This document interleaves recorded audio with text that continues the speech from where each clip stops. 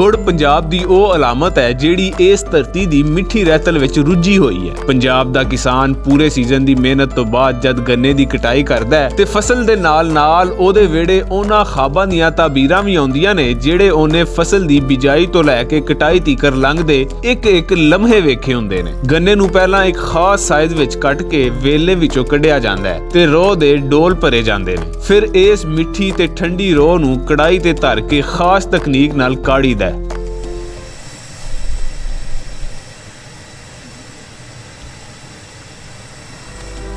ਗੁੜ ਬਣਾਉਣ ਦਾ ਇਹ ਅਮਲ ਇੱਕ ਖਾਸ ਮੁਹੱਬਤ ਭਰੇ ਤਿਉਹਾਰ ਵਾਂਗੂ ਸੱਜਣ ਬੇਲੀਆਂ ਨੂੰ ਵੀ ਇੱਕ ਥਾਵੇਂ ਇਕੱਠਾ ਕਰਨ ਦਾ ਸਬਬ ਬਣਦਾ ਹੈ। ਵੰਡ ਕੇ ਖਾਣਾ ਚੂੰਕਿ ਪੰਜਾਬ ਦੀ ਅਜ਼ਲੀ ਰਵਾਇਤ ਹੈ, ਇਸੇ ਲਈ ਗੁੜ ਵਿੱਚ ਖੁਸ਼ਕ ਮੇਵਾਜਾਤ ਵੀ ਬੜੀ ਆਰ ਨਾਲ ਪਾਏ ਜਾਂਦੇ ਨੇ ਤਾਂ ਜੇ ਕੈਮੀਕਲ ਤੋਂ ਪਾਕ ਇਹ ਸੌਗਾਤ ਸੱਜਣਾ ਮਿੱਤਰਾਂ ਨੂੰ ਤੋਹਫੇ ਦੇ ਤੌਰ ਉੱਤੇ ਪੇਸ਼ ਕੀਤੀ ਜਾਵੇ।